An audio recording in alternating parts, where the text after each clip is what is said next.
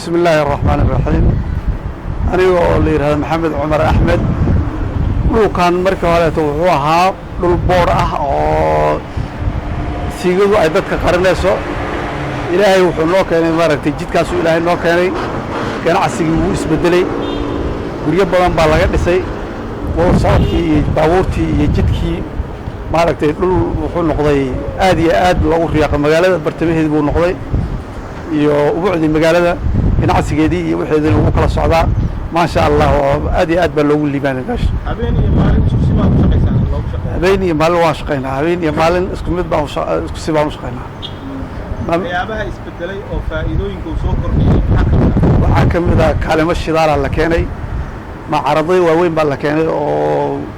wax walba lagu gado